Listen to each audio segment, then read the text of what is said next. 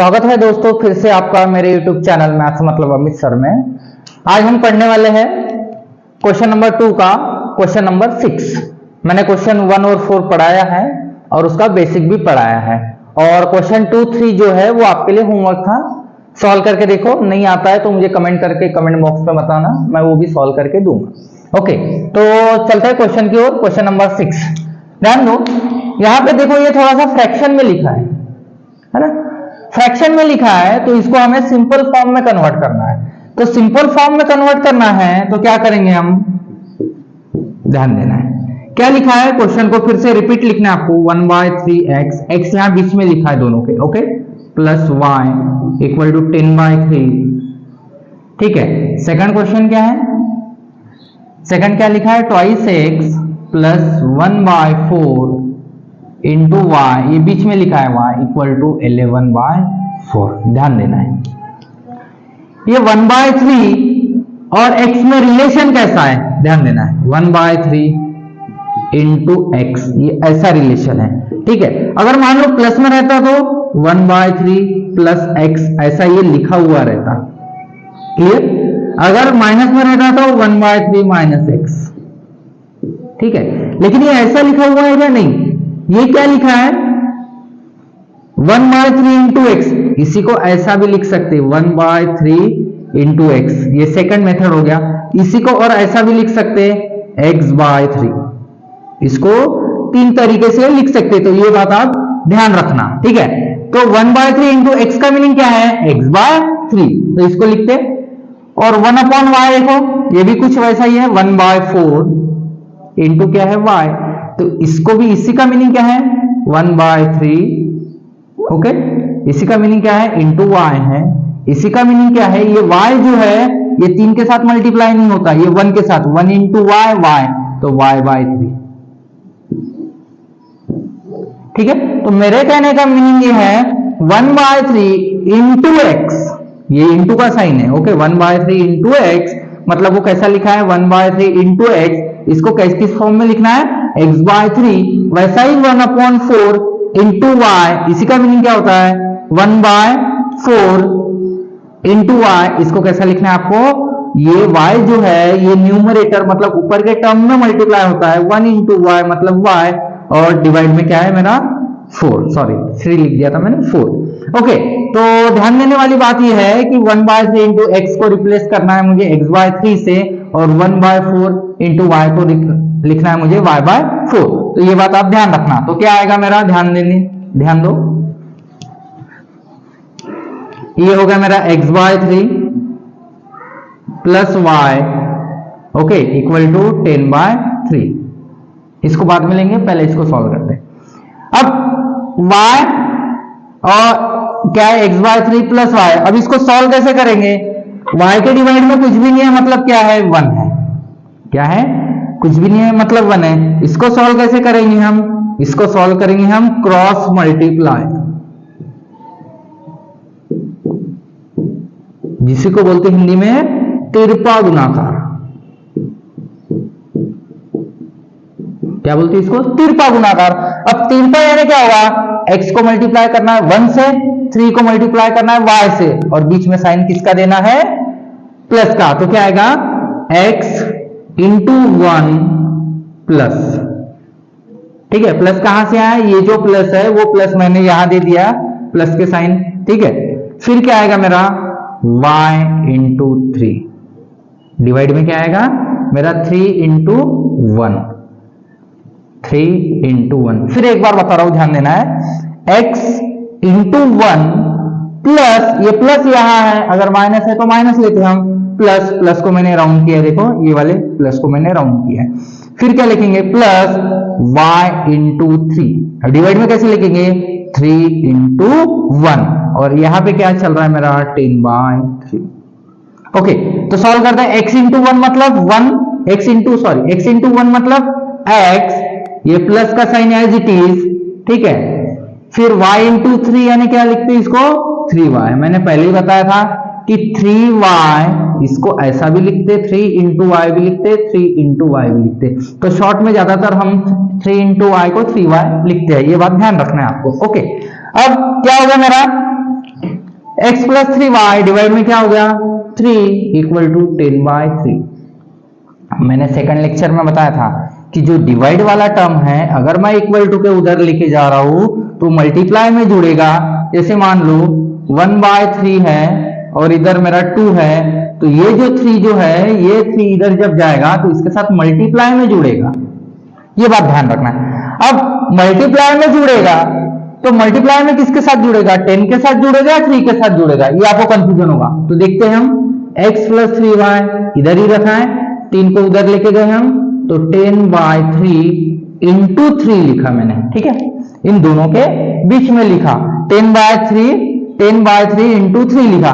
तो इसी को कैसे लिखेंगे, ठीक है। अब ध्यान देने वाली बात है ये 3 जो है ये 3 के साथ मल्टीप्लाई नहीं रहता, ये 3 जो है ये न्यूमरेटर 10 के साथ मल्टीप्लाई रहता। ये हो गया मेरा न्यूमरेटर जिसको बोलते हैं अंश, और ये हो गया डिनोमिनेटर जिसको बोलते हैं हम 6, ठीक है। तो ये 3 जो है वो 10 के साथ मल्टीप्लाई होता। ओके, तो क्या आएगा मेरा x plus 3y equal to 10 into 3 कितना होगा 30/3, 30/3। इसको कैसा लिखेंगे तो क्या आएगा मेरा x plus 3y is equal to 10। तो ये हो गया मेरा इक्वेशन नंबर फर्स्ट। ओके, अब सेकंड देख लेते हैं। सेकंड क्या है मेरा twice x plus 1/4 into y को कैसे बताया था मैंने y/4 इक्वल टू 11/4। ध्यान देना।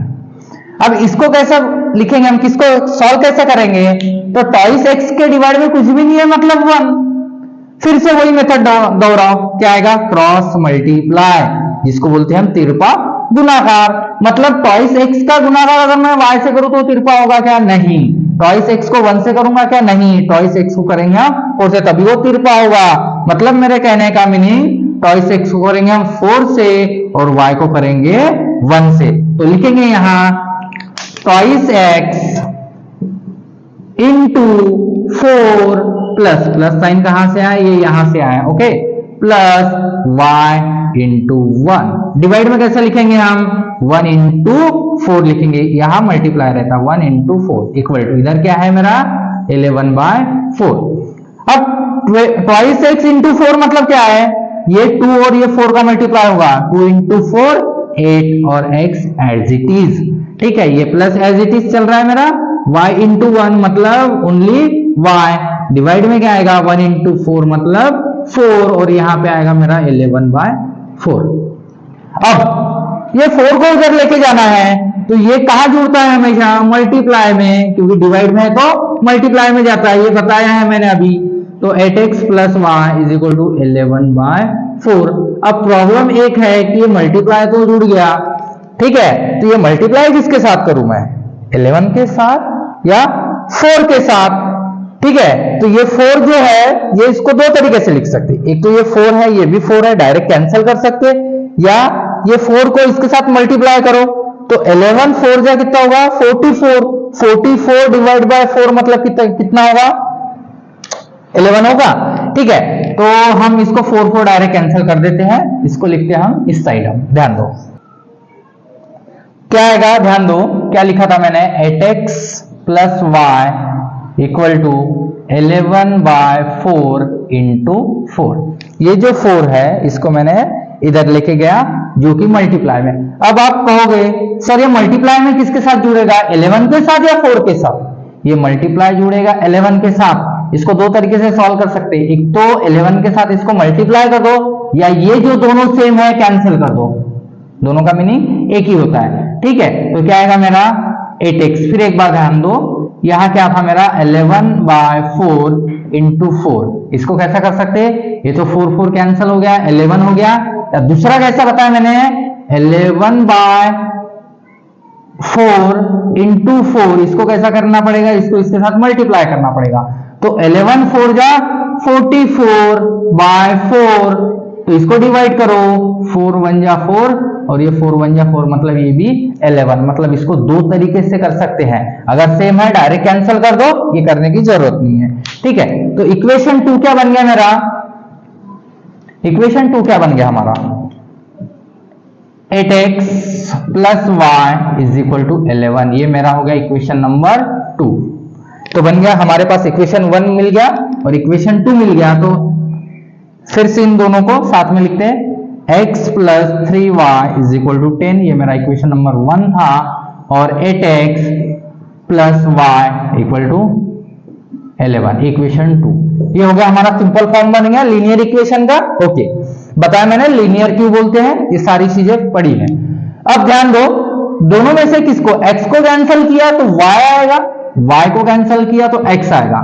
लेकिन कैंसिल करते वक्त पहला प्लस है तो दूसरा माइनस होना, दूसरा प्लस है तो पहला माइनस होना। तो किसको करते हैं हम कैंसिल, मेरे हिसाब से y को करेंगे।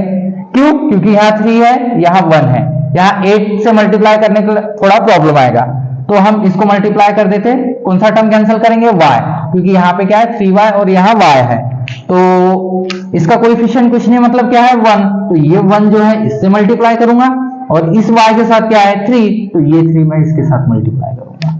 ये समझ में आया। चलो अब 1 से मल्टीप्लाई करने के बाद इक्वेशन 1 कुछ चेंज होने वाला है क्या, नहीं, तो वो एज इट इज रहेगा x plus 3y is equal to 10। 1 से मल्टीप्लाई करने के बाद कोई भी इक्वेशन, कोई भी टर्म, कोई भी नंबर चेंज नहीं होता, ये बात ध्यान रखना।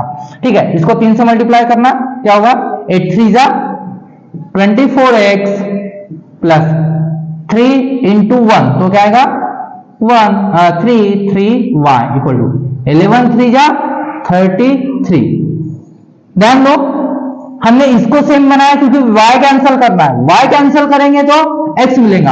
अब 24 का साइन देखो क्या है, कुछ भी नहीं है सर, वहां तो कुछ भी नहीं है, मतलब प्लस है, तो यहाँ पे ये साइन जो है वो चेंज होगा, माइनस, यहाँ प्लस है तो ये भी माइनस। 33 का साइन कुछ भी नहीं है, मतलब प्लस, तो यहाँ पे भी माइनस। ध्यान दो, 24 का साइन पहले प्लस था अब माइनस हुआ, 3y का पहले प्लस था अब माइनस हुआ, वैसे 33 का पहले माइनस था, पहले प्लस था अब माइनस हुआ। तो ध्यान दो, ये हो गया कैंसिल मेरा, क्योंकि एक प्लस में है दूसरा माइनस में है।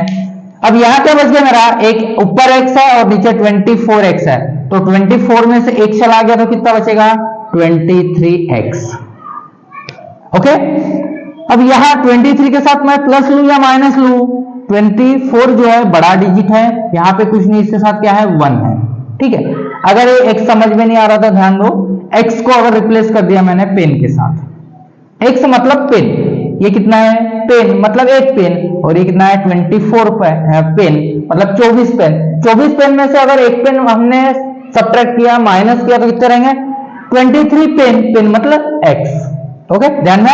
अब ध्यान दो, 23 का साइन क्या लेंगे हम, माइनस। माइनस क्यों लिया, क्योंकि 24 जो डिजिट जो है ये x से बड़ा है, इसलिए इसका साइन क्या है माइनस, इसलिए हमने लिया माइनस।